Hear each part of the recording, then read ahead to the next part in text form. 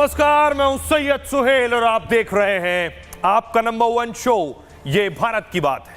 उम्मीद करते हैं आप सभी पूरी तरह से फिट होंगे और बहुत बहुत सेहतमंद होंगे।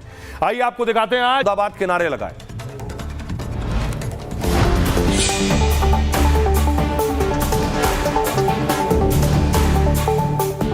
और आइए शुरुआत करने जा रहे हैं आज की एक सबसे बड़ी खबर, जो पूरी दुनिया के लिए सबसे बड़ी खबर है, भारत के लिए दर्दनाक खबर भी है और लोगों का गुस्सा भी निकल रहा है। प्रधानमंत्री नरेंद्र मोदी की तरफ से सिग्नल है कि करारा जवाब मिलेगा। उससे पहले मैं आपको दिखाऊं आज की सबसे हिला देने वाली तस्वीर। लेफ्टिनेंट नरवाल का पार्थिव शरीर आप देख रहे हैं। उनकी पत्नी उन्हें अंतिम विदाई के लिए जिस वक्त पहुंची थी, ये तस्वीर है। पति के पार्थिव शरीर से कुछ कहती रही, लोगों से कुछ कहती रही और उसके बाद उनके पार्थिव शरीर को सलाम किया।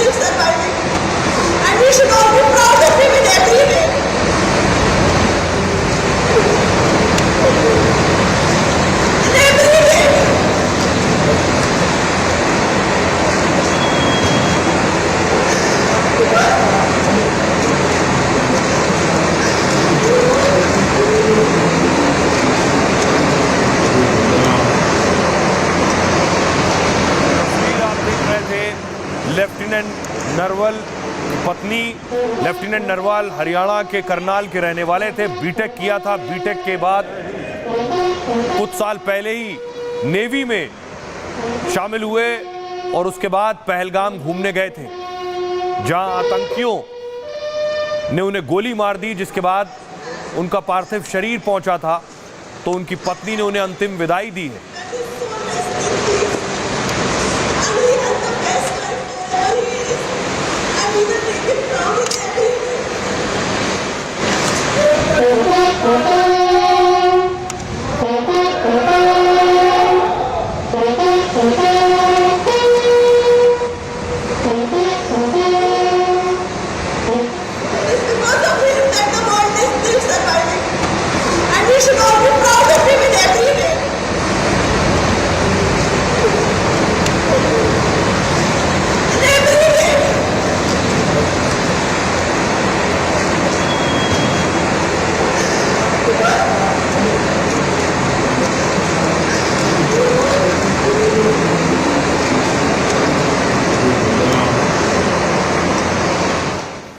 और इसके साथ ही गृह मंत्री अमित शाह मौजूद थे श्रीनगर में पुलिस कंट्रोल रूम, जहां सभी के पार्थिव शरीर रखे गए थे। गृह मंत्री अमित शाह पहुंचे और उन्होंने श्रद्धांजलि दी उन 26 लोगों को।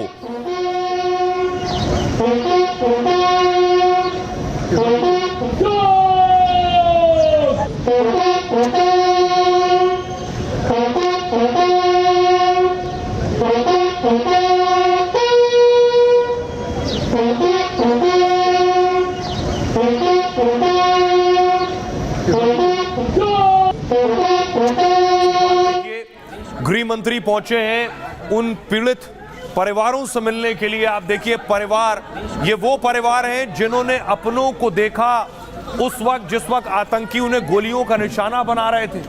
आप बात करने से, अपनी बात रखने के तरीके से समझ रहे हैं उनके अंदर दहशत किस कदर थी, डर किस कदर था। पत्नियों के सामने आतंकियों ने पतियों को गोली मारी, उस वक्त सब कुछ अपनी आंखों से देख रहे थे ये परिवार के लोग। गृह मंत्री अमित शाह जैसे ही उनके सामने पड़े, लोगों को यकीन और ये भरोसा कि गृह मंत्री अमित शाह ही उनके आंसुओं का हिसाब करेंगे। अपनी बात रखते हुए क्या मंजर उन्होंने देखा, क्या दहशत उस वक्त की, उसे बयां करते हुए जिन्होंने अपनों को खोया।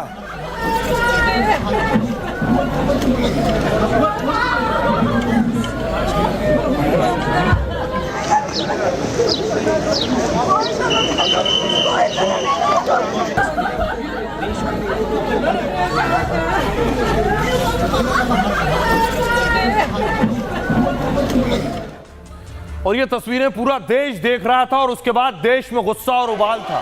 ये तस्वीर देखिए, मैं आपको दिखा रहा हूं रामबन की तस्वीर। रामबन में लोग सड़कों पर उतरे और बदले की मांग कर रहे थे।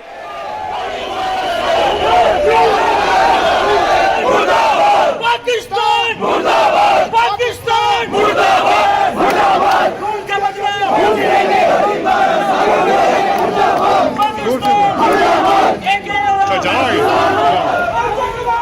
दूसरी तस्वीर देखिए, पूरे देश से इस तरह की तस्वीरें आ रही थी। देश बदला मांग रहा है इस वक्त। पाकिस्तान पाकिस्तान पाकिस्तान पाकिस्तान पाकिस्तान पाकिस्तान पाकिस्तान पाकिस्तान पाकिस्तान पाकिस्तान पाकिस्तान। दूसरी तस्वीर देखिए, लुधियाना से भी तस्वीर सामने आई। लुधियाना में भी उलेमा मुस्लिम संगठन के लोग सड़कों पर उतरे, प्रदर्शन किया।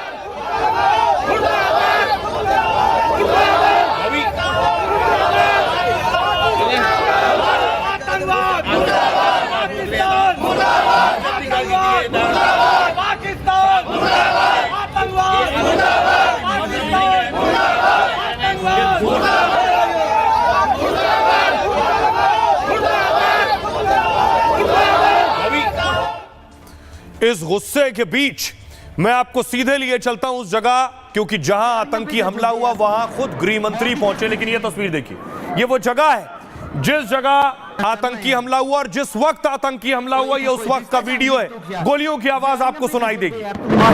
मौत की किस बीती गेम है?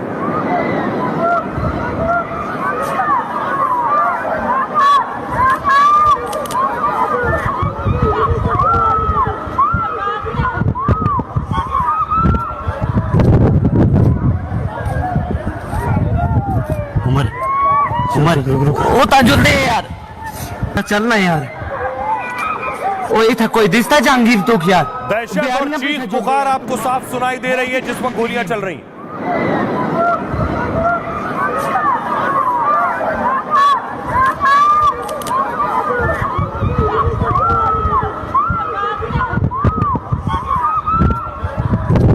चलना यार। और ठीक इसी जगह पर गृह मंत्री अमित शाह पहुंचे। अमित शाह का हेलीकॉप्टर पहलगाम पहुंचा। अमित शाह श्रीनगर में थे। उसके बाद यह तस्वीर आप देख रहे हैं, गृह मंत्री खुद हालात का जायजा लिया। पहाड़ी ठीक सामने है। गृह मंत्री अमित शाह का हेलीकॉप्टर उतरा है पहलगाम में, उसी जगह पर जहां ये आतंकी हमला हुआ। अमित शाह ने जाकर वहां हालात का जायजा लिया, ऑफिसर से जानकारी ली किस तरह से अटैक किया गया, आतंकी कहां से आए, कहां मौजूद थे पर्यटक उस दौरान।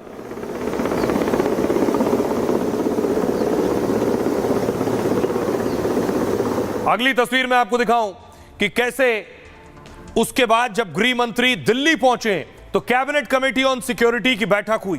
प्रधानमंत्री नरेंद्र मोदी इस बैठक को लीड कर रहे थे। प्रधानमंत्री नरेंद्र मोदी इसे चेयर कर रहे थे। सारे वरिष्ठ मंत्री मौजूद थे कि आगे ये जो बैठक थी, ये कैबिनेट कमेटी ऑन सिक्योरिटी, सबसे बड़े स्तर की ये कैबिनेट कमेटी होती है जो सुरक्षा मामलों पर बात करती है। आखिर क्या हुआ इस बैठक में, बड़ी बात यह है, यह मैं आपको बताऊं। दरअसल पहलगाम में आतंकी हमले के बाद प्रधानमंत्री नरेंद्र मोदी एक्शन में। सऊदी अरब से लौटने के बाद पीएम आवास पर यह बड़ी बैठक हुई। हमले के बाद सुरक्षा मामलों की कैबिनेट समिति की बैठक हुई। पीएम मोदी की अध्यक्षता में यह सीसीएस की बैठक हुई। सीसीएस में राष्ट्रीय सुरक्षा से संबंधित निर्णय लिए जाते हैं। समिति में आंतरिक और बाहरी सुरक्षा से संबंधित मुद्दों पर भी चर्चा होती है। यही समिति रक्षा मुद्दों पर अंतिम फैसले लेती है। सीसीएस की बैठक में प्रधानमंत्री के साथ रक्षा मंत्री राजनाथ सिंह मौजूद थे। गृह मंत्री अमित शाह खुद मौके से हालात का जायजा लेकर पहुंचे थे। गृह मंत्री शाह ने हमले को लेकर पूरी डिटेल प्रधानमंत्री नरेंद्र मोदी के साथ साझा की। सीसीएस की बैठक में वित्त मंत्री और विदेश मंत्री भी शामिल थे। बैठक में खुद एनएसए अजीत डोभाल को भी आप देख पा रहे हैं, सबसे अंतिम कुर्सी पर बैठे। सीसीएस की बैठक से पहले डोभाल प्रधानमंत्री नरेंद्र मोदी से मिले। बैठक से पहले प्रधानमंत्री को हालात की जानकारी दी गई। साथ ही आगे की रणनीति का प्लान बताया, आगे क्या करना है, कैसे करना है। इससे पहले रक्षा मंत्रालय की 2.5 घंटे तक बैठक चली। इसमें रक्षा मंत्री राजनाथ सिंह और तीनों सेना के प्रमुख भी शामिल हुए। एनएसए अजीत डोभाल भी इस बैठक में मौजूद रहे। इस बैठक के बाद डोभाल ने प्रधानमंत्री नरेंद्र मोदी को ब्रीफ किया। पीएम मोदी पूरे घटनाक्रम पर लगातार नजर बनाए हुए। सरकार को क्या एक्शन लेना है, इस पर पीएम की नजर है। आगे क्या तैयारी है, क्या करना है, किस तरह से ग्राउंड पर आगे बढ़ना है, इन सब बातों पर पल पल की पूरी जानकारी ले रहे हैं पीएम मोदी। क्योंकि आपको याद होगा, अर्नब गोस्वामी ने जब पीड़िता से बात की थी जिसके पति को पॉइंट ब्लैंक पर आतंकी ने मार दिया था, वो पीड़िता बता रही है आतंकी ने जब उनके पति की हत्या की तब उस पीड़िता ने कहा मुझे भी गोली मार दो, तो आतंकी ने कहा तुम्हें नहीं मारूंगा, तुम मोदी को जाकर बता देना। सुनिए जरा। जिस बंदे ने मेरे पति को मारा ना, वो वही जा रहा था। मैंने उसे बोला मुझे भी मारो, तूने मेरे पति को मारा। मेरे सन में भी बोला, तो उसने हमें नहीं मारा। उसने बोला मोदी को बोलो। उसने क्या बोला? उसने बोला मोदी को बोलो, नहीं मोदी को बोलो, कहकर चला गया वहां से। मोदी को बोलो। He took the Prime Minister's name. Yes. और आइए आपको सीधे लिए चलते हैं। विदेश मंत्रालय की प्रेस कॉन्फ्रेंस हो रही, बड़े फैसले ले लिए गए हैं। पाकिस्तान का दाना पानी बंद करने की तैयारी हो गई है, ये आप देख रहे हैं। एमईए की प्रेस कॉन्फ्रेंस सुनिए जरा। And directed all forces to maintain high vigil. It resolved that the perpetrators of this attack will be brought to justice and their sponsors held to account. As with the recent extradition of Tahawur Rana, India will be unrelenting in the pursuit of those who have committed acts of terror or conspired to make them possible. Thank you very much. बता दें, एक हफ्ते में पाकिस्तानी राजनयिक, बड़ी खबर, पाकिस्तानी राजनयिक भारत छोड़ दें, जानकारी मिल रही है इस वक्त। आपको बता दें, बाघा बॉर्डर पर एक्शन तेज हो गया है। जो विदेश मंत्रालय ने प्रेस कॉन्फ्रेंस की है, कई बड़े अहम फैसले लिए, मैं आपको बताऊंगा। बड़ी खबर जो इस वक्त मिल रही है, सीसीएस की बैठक में कई अहम फैसले लिए गए। प्रेस कॉन्फ्रेंस में बताया गया कि राजनयिक भारत छोड़ दें, पाकिस्तानी राजनयिकों का बोरिया बिस्तर बंद। 48 घंटे में पाकिस्तानियों को देश छोड़ने का आदेश दे दिया गया। विदेश मंत्रालय ने बड़ी खबर दी है, पाकिस्तानियों का वीजा रद्द कर दिया गया है जो भी भारत में है। ये सबसे बड़ी खबर इस वक्त आ रही है। आपको बता दें, अटारी चेक पोस्ट को बंद कर दिया गया है। भारत में पाकिस्तानी दूतावास बंद। एक हफ्ते में पाकिस्तानी राजनयिक छोड़ दें। पूरी दुनिया भारत के साथ है, विदेश मंत्रालय कह रहा है पूरी दुनिया भारत के साथ खड़ी हुई है। और पाकिस्तानियों का वीजा रद्द कर दिया गया। जो भी पाकिस्तानी नागरिक भारत में मौजूद हैं वो फौरन भारत छोड़ दें। और अटारी चेक पोस्ट बंद कर दिया गया है। सिंधु जल समझौता रद्द कर दिया गया है। ये सारे बड़े फैसले ले लिए गए हैं। बहुत सख्ती के साथ भारत सरकार ने बताया इस बार सिंधु समझौता खत्म कर दिया गया है। जी हां, सिंधु जल समझौता खत्म कर दिया गया है। सारे पाकिस्तानियों का वीजा रद्द कर दिया गया है और भारत छोड़ने को कह दिया गया है।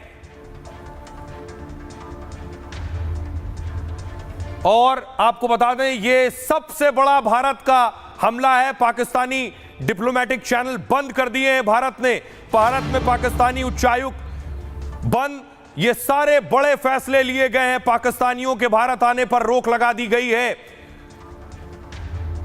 सिंधु जल समझौता भी रद्द कर दिया गया है। पाकिस्तान कितना भी चीखता चिल्लाता रहे, भारत ने अपने स्तर पर ये सारे बड़े फैसले ले लिए हैं। मोदी सरकार का एक बड़ा फैसला है। पाकिस्तान को और उनके आतंकियों को तो सबक सिखाना है, लेकिन उससे पहले पाकिस्तान को 24 घंटे से कम समय में, 24 घंटे के समय में ही ये बड़े झटके दे दिए गए हैं। सिंधु जल समझौता रद्द हो गया है। पाकिस्तान पर अब तक का सबसे कड़ा फैसला लिया गया है भारत सरकार की तरफ से कि भारत में पाकिस्तानी उच्चायोग बंद कर दिया गया, यानी पाकिस्तानी दूतावास बंद हो जाएगा, पाकिस्तानी एम्बेसी बंद। और 48 घंटे में पाकिस्तानी नागरिक जो भारत में मौजूद हैं वो भारत छोड़ दें। सिंधु जल समझौता रद्द कर दिया गया है।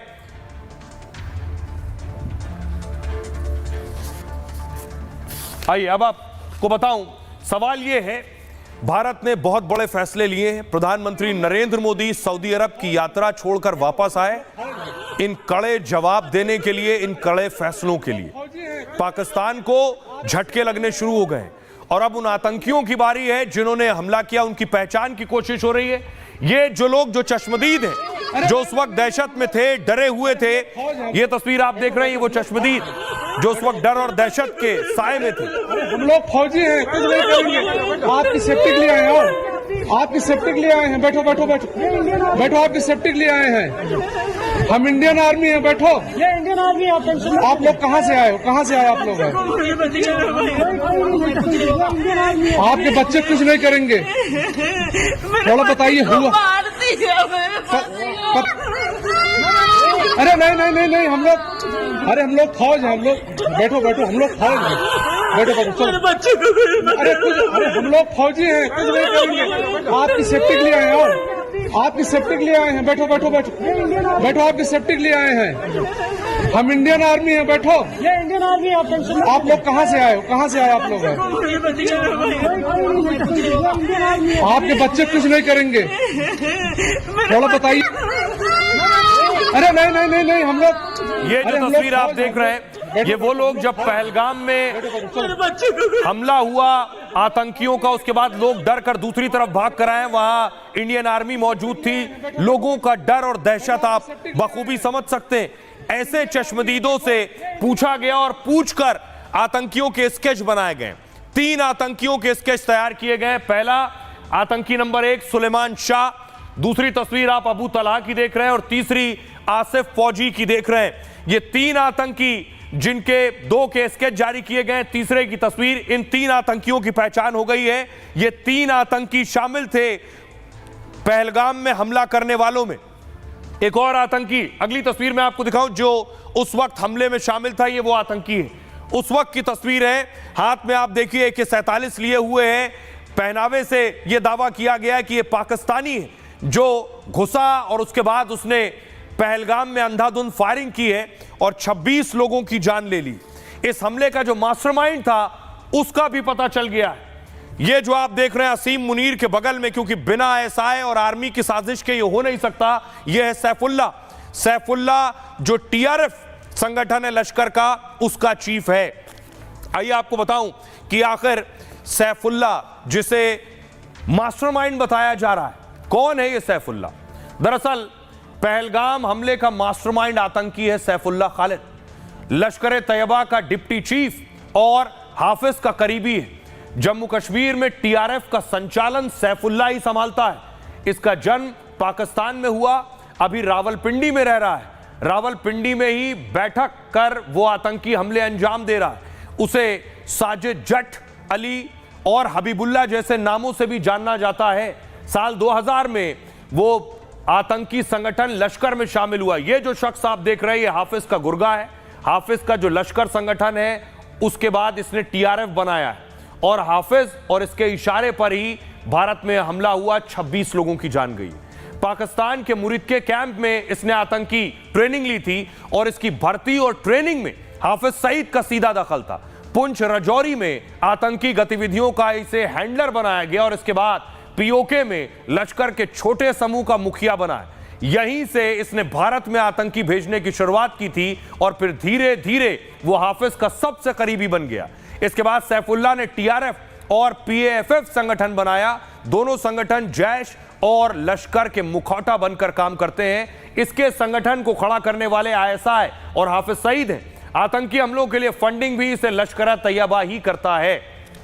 आइए सुनाओ आपको कि सुनिए जरा रक्षा मंत्री राजनाथ सिंह क्या कह रहे हैं। भारत सरकार वो हर कदम उठाएगी जो जरूरी और उपयुक्त होगा।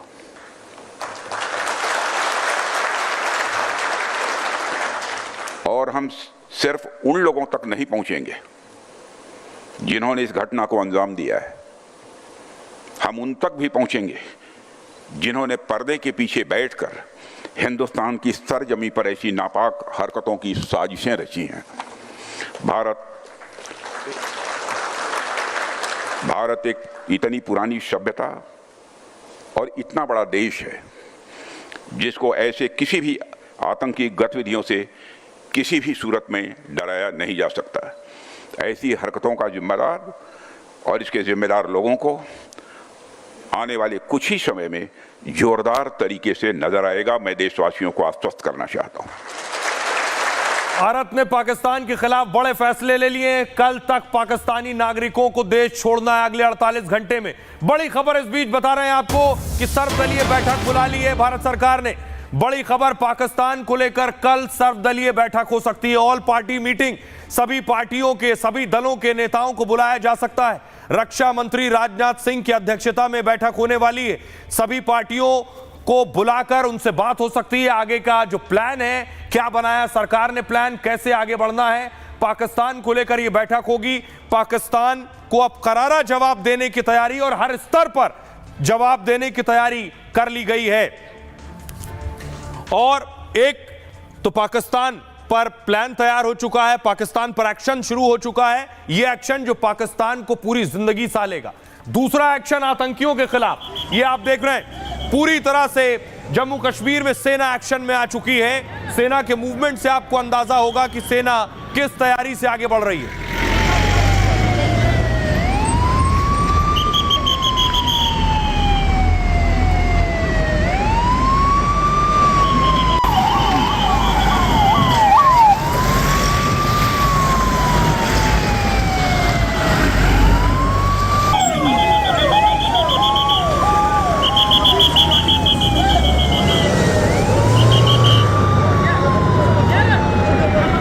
दूसरी तरफ देखिए, पहलगाम में उस जगह पर जहां हमला हुआ वहां सेना पहुंच चुकी है, वहां पैरामिलिट्री फोर्स पहुंच चुकी है। और देखिए चप्पे चप्पे पर इस वक्त सुरक्षा के जवान हैं, आतंकियों को खोज रहे हैं।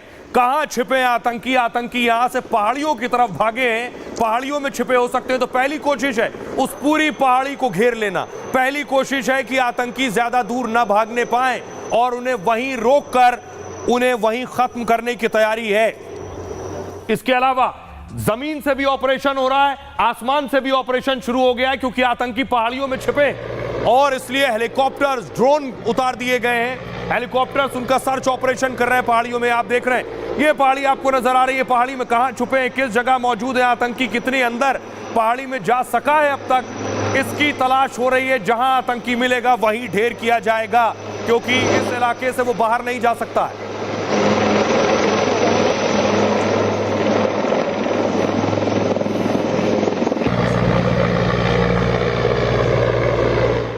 साथ ही एनआईए यानी नेशनल इन्वेस्टिगेशन एजेंसी आज पहलगाम पहुंची है, वो तस्वीर है। एनआईए ने जांच शुरू कर दी है, जांच तेज कर दी है। एनआईए के हेलीकॉप्टर आप देख रहे हैं, पहलगाम में उतरा एनआईए की टीम ने इन्वेस्टिगेशन शुरू किया। आतंकी कहां से आए, सबूत और साक्ष्य जुटाए एनआईए ने।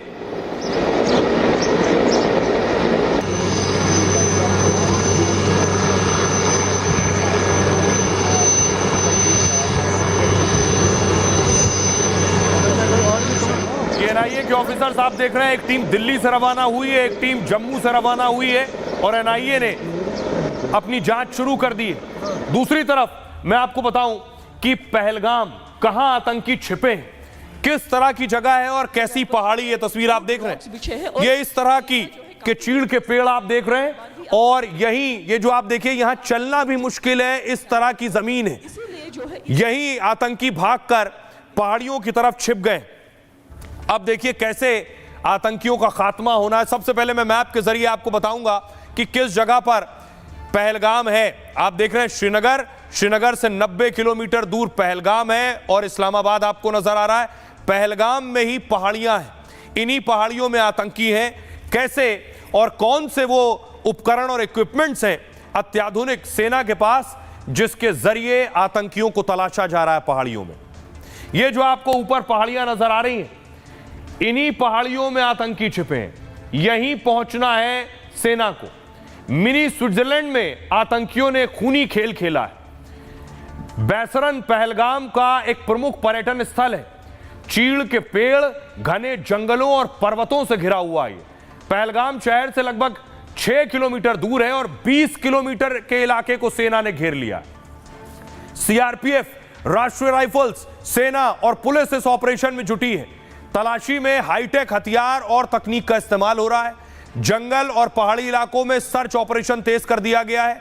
ऑपरेशन में थर्मल ड्रोन का इस्तेमाल किया जा रहा है। थर्मल ड्रोन जंगली पहाड़ी के बीच मौजूद इंसान को पकड़ सकता है, यानी जो भी गर्म चीज होगी इंसान के शरीर में, जो गर्माहट है उसको ये कैच करता है ये थर्मल ड्रोन, और पता करेगा नीचे कोई जीवित चीज है। उसके बाद ये पता करता है कि इंसान है या जानवर, ताकि आतंकियों के हर मूवमेंट पर नजर रखी जा सके पहाड़ में। इसके अलावा फॉलिएज पेनिट्रेटिंग रडार सिस्टम से भी तलाशी शुरू हो गई है। यह रडार किसी जगह पर लगातार निगरानी करने में सक्षम है, साथ ही बड़े इलाके से में तात्कालिक लक्ष्य ट्रैकिंग प्रदान करता है। MI-17 हेलीकॉप्टर के जरिए आतंकियों की तलाश की जा रही है। आसमान से पाताल तक आतंकियों की तलाशी हो रही है। हमले वाली जगह के पास 15 पॉइंट्स पर घेराबंदी की गई है। साथ ही तलाशी में खोजी कुत्तों की भी मदद ली जा रही है। आतंकियों ने हमले से पूरे इलाके में की रेकी की थी हमले से पहले, और अब आतंकियों का यहां से बचना लगभग नामुमकिन है। उन्हें यहां मारा जाना तय है, यहां खात्मा उनका तय है। सुनिए जरा क्या कुछ कह रहे हैं सियासतदान।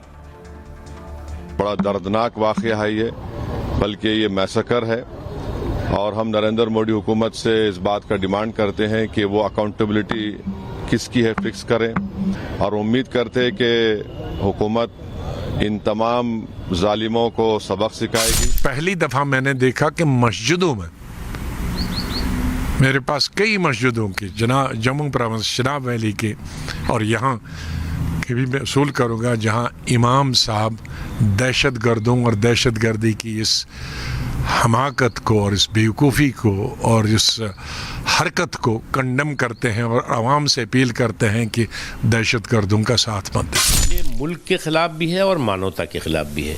और जिस तरह से कुछ लोग जो है वो इस्लाम को सुरक्षा कवच बना करके इंसानियत पर जो है वो आक्रमण करने की षड्यंत्र और साजिशें करते हैं, तो वो इस्लाम के भी दुश्मन है, इंसानियत के भी दुश्मन है। और इसलिए जो है वो हम एकजुट होकर के हमें इस तरह के इंसानियत और साथ साथ जो है इंसानों पर हो रहे इस तरह के जालिम आक्रमणों को जो है वो ख़त्म करना होगा, उनको तबाह करना। जिस आतंकी ने ये हरकत की है, पाकिस्तान परस्त आतंकियों को उसको बख्शा नहीं जाएगा।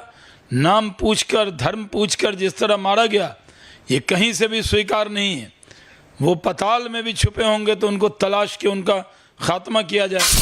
वहाँ ये जो आतंकवाद फैलाने वाले लोग जो है उसको जो है वो हजम नहीं कर पा रहे थे, और ऐसी घटना को जिनने अंजाम दिया, तो मैं यही कहूँगा कि अंजाम भी बहुत बुरा होगा। जिस प्रकार से उनके नाम पूछकर हिंदू पर्यटकों की हत्या की गई है, उससे इनकी जिहादी मानसिकता का पता लगता है। मुझे पूरा विश्वास है कि आदरणीय प्रधानमंत्री श्री नरेंद्र मोदी जी के नेतृत्व में हमारी सेना ऐसे राक्षसों का अंत करेगी, चुन चुनकर इनको मारेगी। जो ऐसा हमला कि जब टूरिस्ट को ये पूछा जाए आपका नाम क्या है, और अगर वो हिंदू नाम बताता है तो उसको गोली मार दी जाए, ऐसी सूचनाएं वहां से आई है। क्या नुकसान हुआ है वो अपुष्ट है, कितने लोगों ने जान गंवाई है वो भी अभी स्पष्ट नहीं है, लेकिन घटना बहुत निंदनीय है। और इस बीच एक और बड़ी खबर आ रही है, आपको बता दें तीनों सेनाओं को अलर्ट कर दिया गया है। बड़ी खबर, पाकिस्तान पर बड़े एक्शन की तैयारी में है भारत। खबर मिल रही है हमें सोर्सेज से कि तीनों सेनाओं को अलर्ट कर दिया गया है। तीनों सेनाओं को कहा गया है कि आप अलर्ट पर रहें, कभी भी कोई भी एक्शन हो सकता है।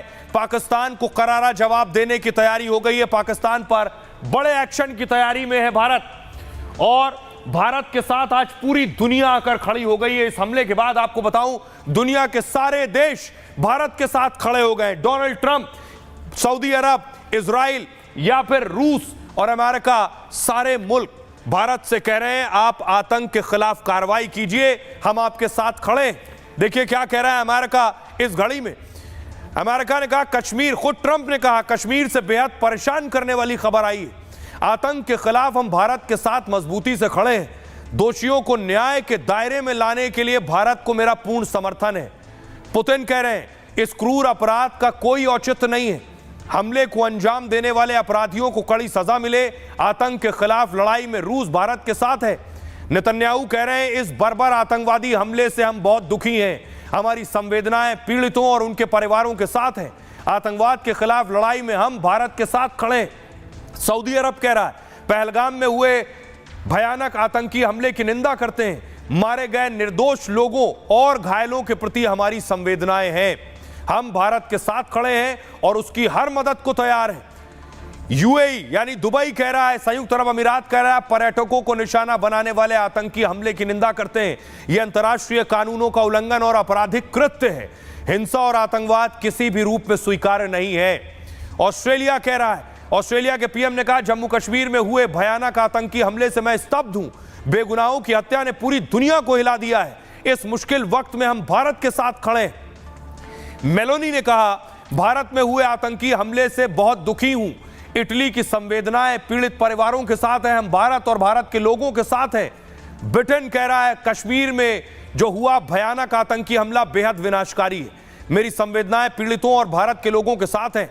बांग्लादेश इस घड़ी में कह रहा है कश्मीर में हुए जघन्य हमले की कड़ी निंदा करते हैं। पीड़ितों और घायलों के प्रति हमारी गहरी संवेदनाएं। बांग्लादेश आतंक के खिलाफ मजबूती से खड़ा है। मालदीव का कहना है पहलगाम में हुए भयानक आतंकी हमले से दुखी हैं। आतंकवाद के सभी रूपों से निपटने के लिए प्रतिबद्ध और अडिग हैं।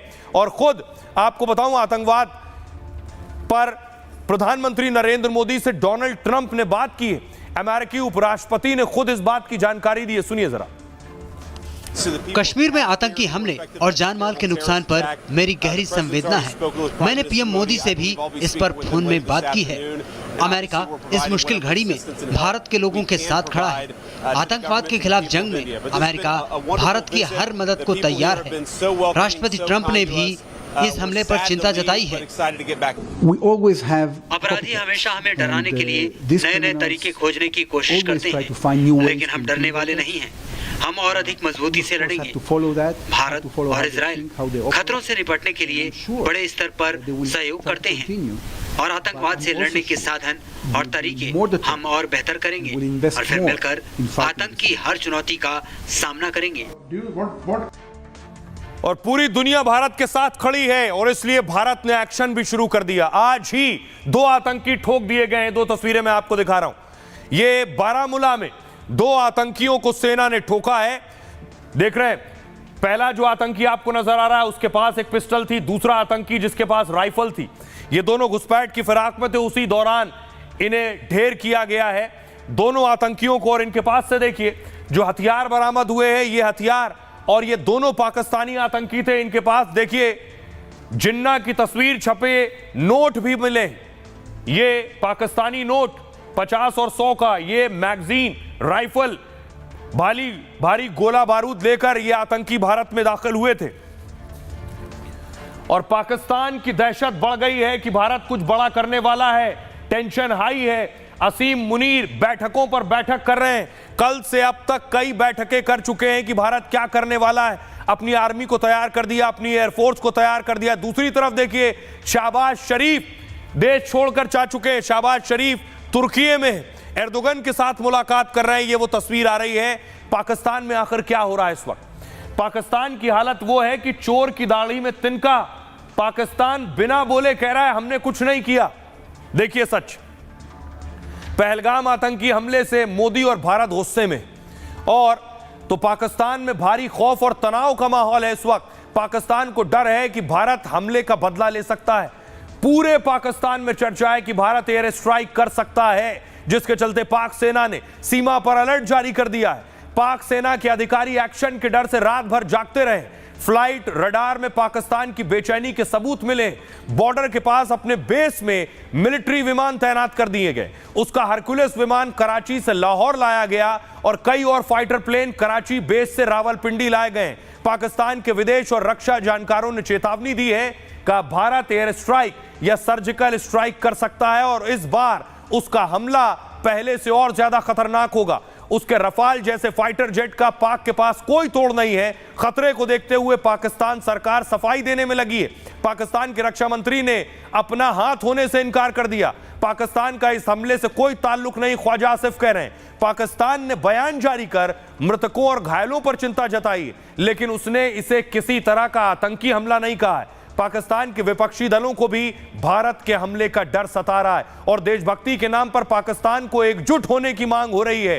पूर्व मंत्री फवाद हुसैन ने कहा, पाकिस्तान के लोग तैयार रहें, अगर भारत की ओर से हमला या हमें कोई धमकी मिलती है तो सभी पार्टियां एकजुट होकर देश की रक्षा करेंगी। सुनिए जरा, पाकिस्तान के नेता खुद बता रहे हैं कि इस साजिश में उनका क्या और कितना हाथ है। कश्मीर को सेटल तो करना पड़ेगा, आज नहीं करते कल करेंगे। 75 साल हो गए हैं, 75 साल और हमने जाया करने हैं। ये तो जाहिर है कि जो फैसला साज है दोनों तरफ उनकी मर्जी है, लेकिन इसको सेटल करना पड़ेगा। बाकी जहां तक पाकिस्तान को धमकियां देने का मामला है, थ्रेट करने का मामला है, वो मामला जो है वो तो कहीं आगे जाएगा नहीं। और आप धमकियां देंगे, इधर कौन सा लोग चूड़ियां पहन के बैठे हुए हैं, यहाँ से भी रिटेलिएशन होगी।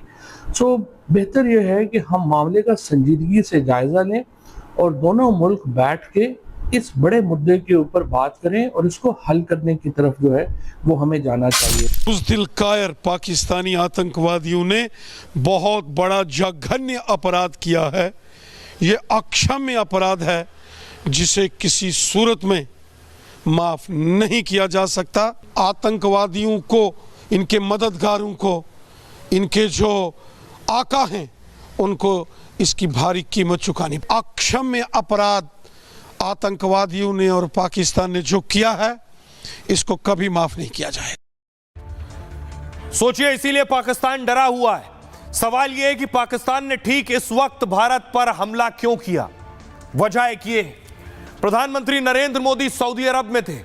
प्रधानमंत्री एक मुस्लिम देश में थे, ताकतवर मुस्लिम देश, और सऊदी के प्रिंस बिन सलमान से उनकी बड़ी बैठक थी, बड़ी बातचीत होने वाली थी और हुई बातचीत, लेकिन प्रधानमंत्री अपने दौरे को छोटा करके वापस आ गए। यानी पीएम मोदी मुस्लिम देश सऊदी अरब में थे। दूसरी तस्वीर देखिए, अमेरिका के उपराष्ट्रपति जेडी वेंस भारत में थे।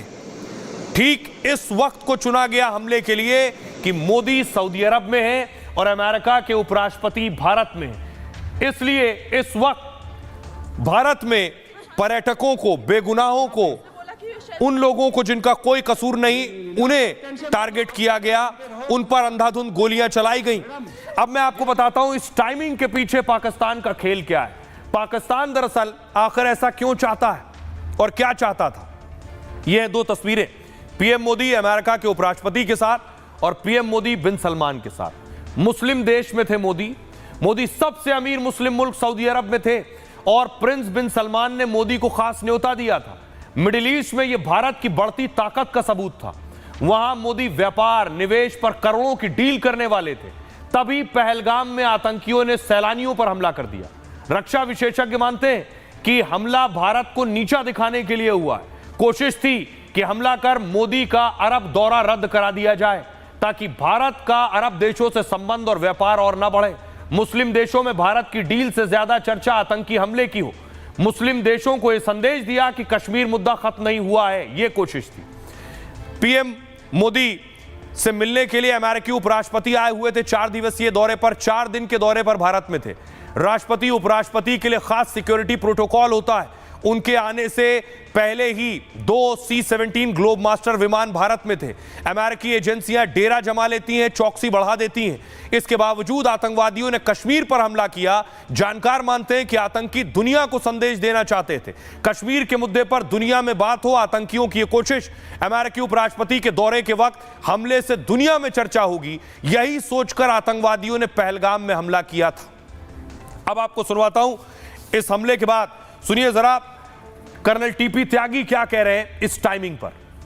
पहलगाम में जो आतंकी हमला हुआ है उसकी जो टाइमिंग है उसके कई कारण हैं। सबसे पहला कारण तो एक ये भी है कि कुछ ही दिन पहले पाकिस्तान के सेनापति ने ये कहा था कि हमारी आइडियोलॉजी सुपीरियर है, हम और हिंदू आपस में किसी तरह से भी मेल नहीं खाते, हमारा रिलीजन अलग है, कस्टम अलग है, विचार अलग हैं, एम्बिशन अलग है, और तो और हमारी कोई कॉमन हेरिटेज नहीं है, हम सेकुलर भी नहीं है। लिहाजा उस बात को पुख्ता करने के लिए इन आतंकियों ने पहले पूछा हिंदू और फिर गोली मार दी। दूसरी बात, जो हमारे प्राइम मिनिस्टर हैं ये उस समय सऊदी अरबिया में थे, यानी कि ये कि इमीडिएट इसका कोई रिटेलिएशन ना हो। और तीसरी बात कि जिस समय ये अटैक हुआ उस समय अमेरिका के वाइस प्रेसिडेंट हिंदुस्तान में थे, जिससे पाकिस्तान बुरी तरह से बिलबिला रहा था, बौखला रहा था, अपने आप को बेइज्जत महसूस कर रहा था। और चौथी बात कि इससे पहले भी अटैक होते रहे हैं, खास तौर पे कैलाश मानसरोवर यात्रा में, लिहाजा ये उसका भी समय था। लिहाजा जो टाइमिंग है वो इस तरह से रखी गई कि एक तीर से कई निशाने किए जा सकें, लेकिन हिंदुस्तान को भी अब एक तीर से कई निशाने करने की आवश्यकता है। तो प्रधानमंत्री नरेंद्र मोदी को इसका इल्म था, इसलिए पीएम ने गुस्सा भी दिखाया वापस आते वक्त। ये पहली तस्वीर देख रहे हैं, ये वो तस्वीर है जब प्रधानमंत्री नरेंद्र मोदी भारत से जा रहे थे सऊदी अरब। तब प्रधानमंत्री नरेंद्र मोदी का जहाज पाकिस्तानी हवाई क्षेत्र से होकर गुजरा था और जब सऊदी अरब पहुंचने वाला था तो देखिए पीएम मोदी का विमान आप देख रहे हैं, बगल में सऊदी के F-15 3 फाइटर देख रहे हैं जो एस्कॉर्ट कर रहे थे प्रधानमंत्री नरेंद्र मोदी के विमान को। यह सम्मान के लिए भी था और सुरक्षा के लिए भी कि सऊदी के विमान पीएम मोदी के विमान को एस्कॉर्ट कर रहे थे। दूसरी तस्वीर मैं आपको दिखाऊं, पीएम मोदी जब सऊदी से दौरा छोटा कर वापस लौटे हैं तो पाकिस्तान के हवाई क्षेत्र से वापस नहीं आए। प्रधानमंत्री नरेंद्र मोदी के वापस आने की तस्वीरें मैं आपको दिखा रहा हूं। और उसके बाद पीएम मोदी जब यहां पहुंचे तो पीएम मोदी एयरपोर्ट पर पहुंचे और एयरपोर्ट पर ही प्रधानमंत्री नरेंद्र मोदी ने बैठक की है। ये आप देख रहे हैं, प्रधानमंत्री नरेंद्र मोदी से टीम एयरपोर्ट पर ही मिली। एयरपोर्ट पर देखिए खुद विदेश मंत्री एस जयशंकर मौजूद हैं। पीएम ने एयरपोर्ट पर ही पूरी जानकारी ली, क्या हमला हुआ, कैसे हमला हुआ, क्या डिटेल है। अब आपको बताऊं कि प्रधानमंत्री नरेंद्र मोदी दरअसल पाकिस्तान को ठेंगा दिखाकर लौटे इस गुस्से में। आतंकी हमले के बाद मोदी सऊदी दौरा छोड़कर भारत लौटे। दिल्ली में लैंडिंग से पहले ही पाकिस्तान को बड़ा पैगाम दे दिया मोदी ने। मोदी जब सऊदी अरब जा रहे थे तो पाकिस्तान का हवाई क्षेत्र इस्तेमाल किया, लेकिन जब लौटे तो पाकिस्तानी हवाई क्षेत्र का इस्तेमाल नहीं किया। यह संकेत कि आतंकी हमले के लिए भारत पाक को जिम्मेदार मानता है। पाक के हवाई रास्ते न लौटकर मोदी ने पूरी दुनिया को संदेश दिया, जबकि पाकिस्तान होकर सऊदी अरब का रास्ता ज्यादा छोटा है। पाक हवाई क्षेत्र से दिल्ली से जद्दा जाने में कम वक्त और ईंधन लगता है, लेकिन इसलिए सऊदी अरब जाते समय मोदी का विमान पाक एयर स्पेस से गुजरा। लेकिन जब मोदी सऊदी अरब में थे तभी देश में आतंकी हमला हुआ। हमले के बाद मोदी सऊदी अरब से ही पल पल की जानकारी ले रहे थे और जैसे ही उन्हें आतंकी हमले में पाक का हाथ होने का इनपुट मिला, उन्होंने पाकिस्तान को कड़ा संदेश देने का फैसला कर लिया। इसलिए लौटते समय उनके एयर इंडिया 1 विमान ने दूसरा रास्ता चुना। सऊदी अरब से ओमान के हवाई क्षेत्र और फिर अरब सागर होते हुए पीएम लौटे।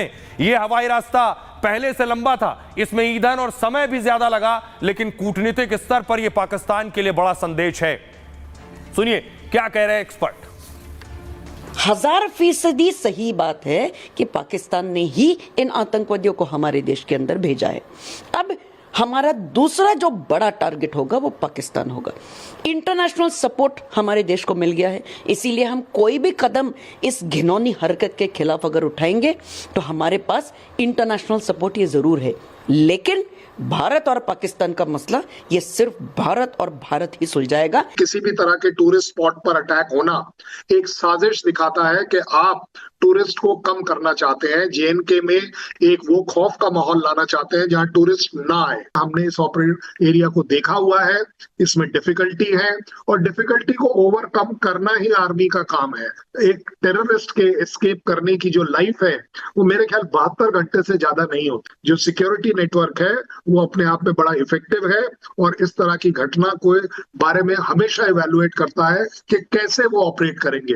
मेरा अपना होप एंड एश्योरेंस है कि इन चारों टेररिस्ट को मार गिराया जरूर जाएगा।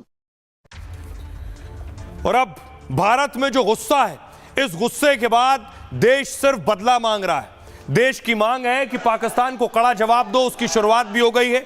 यह तस्वीर मैं आपको जम्मू की दिखा रहा हूं। जम्मू में लोग सड़कों पर उतरे, लोगों ने प्रदर्शन किया।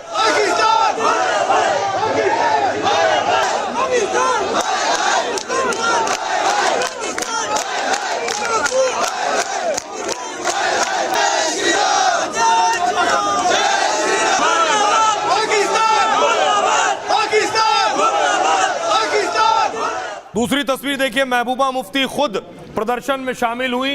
महबूबा मुफ्ती ने इस प्रदर्शन और आतंकियों पर हमला किया। इस प्रदर्शन में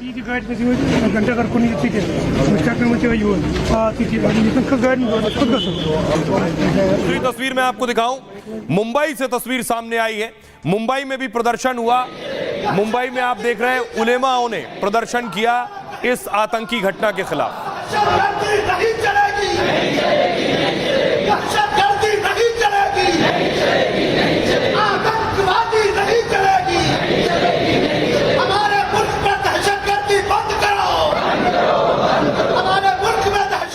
अब सवाल यह है, दो लोग सबसे ज्यादा पाकिस्तान में इस वक्त डरे हुए हैं, एक हाफिज सईद और दूसरे शहबाज शरीफ और असीम मुनीर। आपको बताऊं कहां है हाफिज सईद और असीम मुनीर, क्योंकि इन्हें लग रहा है इनके खिलाफ कुछ बड़ा एक्शन हो सकता है। पहलगाम में आतंकी हमले के बाद पूरे पाकिस्तान में खौफ है। सबसे ज्यादा टेंशन में हाफिज सईद और असीम मुनीर। लश्कर का चीफ इस समय लाहौर के कोट लखपत जेल में है। हालांकि यह जेल उसके लिए पाक में सेफ हाउस की तरह है, लेकिन पहलगाम अटैक के बाद जेल की सुरक्षा को बढ़ा दिया गया। हाफिज सईद की बैरक के आसपास हाईटेक सुरक्षा कर्मी तैनात हैं। जेल परिसर और आसपास के क्षेत्र को छावनी में तब्दील कर दिया गया है।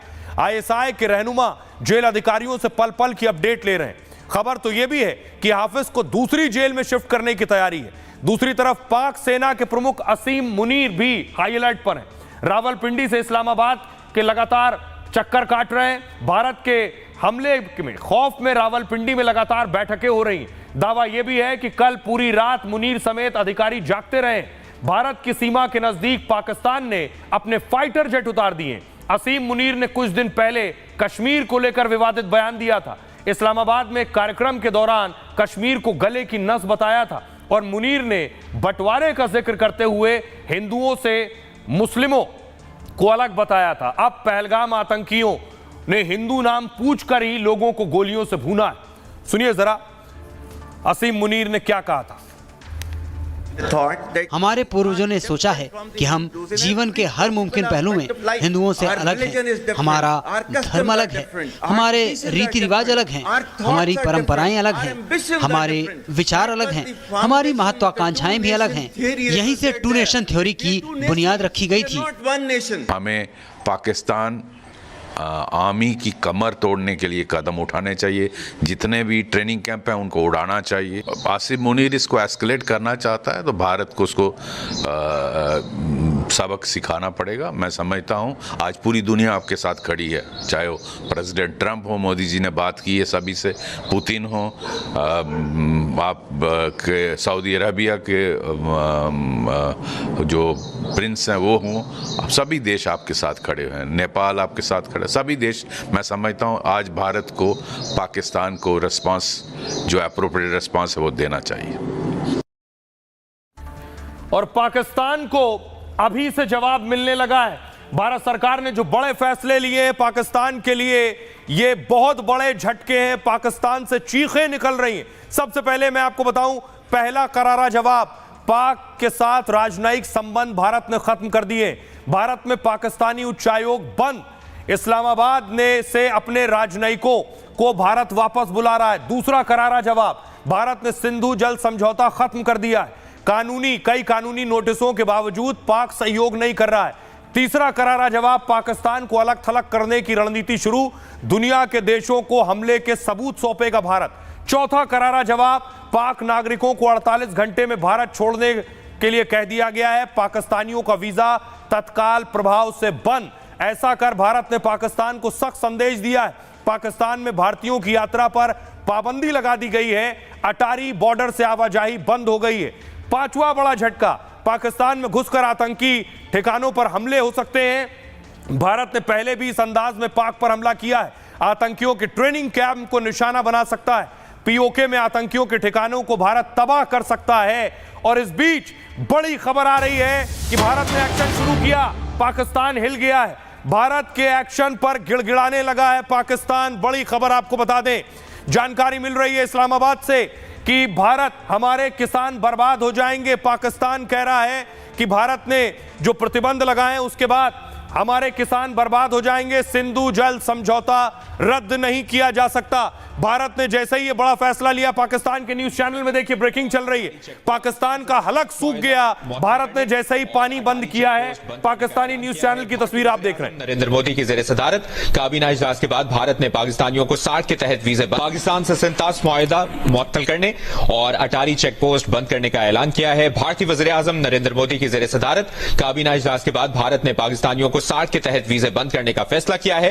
तर्जुमान भारतीय वज़ारत खारजा की प्रेस कॉन्फ्रेंस में ऐलान किया। सबक सिखाया जाए, अब सर्जिकल स्ट्राइक या एयर स्ट्राइक नहीं, अब हमें लाहौर के अंदर तिरंगा चाहिए, ये मांग हमारी। हिंदू धर्म को मानने की कोशिश की है, कोई भी इस पाकिस्तान को नहीं बख्शेगा, हर खून की बूंद का हिसाब किया जाएगा, ये पक्की बात है। हमला करो, हमला करो, हमला करो, हमला करो, हमला करो, हमला करो, हमला करो, चुप ना बैठो, चुप ना बैठो, चुप ना बैठो, चुप ना बैठो। अगर 22 मारे हैं तो 2200 मारो और काली हमला करो पाकिस्तान। और ये जो लोगों का गुस्सा है ये लाजमी है, क्योंकि हमने अपने 26 लोगों को खोया है। ये वो चेहरे हैं जो पहलगाम में उस वक्त मौजूद थे, आतंकियों ने हमला किया और ये अब हमारे बीच नहीं है। ये 26 लोग नहीं, 26 परिवार, पूरा देश दुखी है। और इस हमले में शहीद हुए हैं लेफ्टिनेंट नरवाल। लेफ्टिनेंट नरवाल, अभी कुछ वक्त पहले ही उनकी शादी हुई थी, तस्वीर में आपको दिखाऊं, ये है लेफ्टिनेंट नरवाल। इनका पार्थिव शरीर इनके पैतृक निवास पहुंच चुका है। आइए आपको लिए चलता हूं, दिखाता हूं वो तस्वीरें जिस वक्त इनकी अंतिम विदाई हुई और इनका पार्थिव शरीर वहां पहुंचा। जम्मू कश्मीर के पहलगाम में 26 सैलानियों की मौत हुई है। मरने वालों में एक संयुक्त अरब अमीरात का, दूसरा नेपाल का है।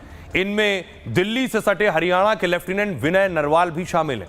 लेफ्टिनेंट विनय नरवाल नौसेना में थे, 3 साल पहले ही नौसेना में शामिल हुए थे। लेफ्टिनेंट विनय नरवाल की शादी पिछले हफ्ते हुई थी। गुरुग्राम की हिमांशी नरवाल से 16 अप्रैल को उनकी शादी हुई थी। विनय और हिमांशी हनीमून ट्रिप पर 21 अप्रैल को पहलगाम पहुंचे थे, लेकिन आतंकियों ने 26 साल के विनय की गोली मारकर हत्या कर दी। विनय नरवाल का पार्थिव शरीर आज उनके शहर करनाल पहुंचा। इससे पहले जब विनय का पार्थिव शरीर दिल्ली एयरपोर्ट पर उतरा तो उनकी पत्नी हिमांशी नरवाल पार्थिव शरीर से लिपट कर रोने लगी।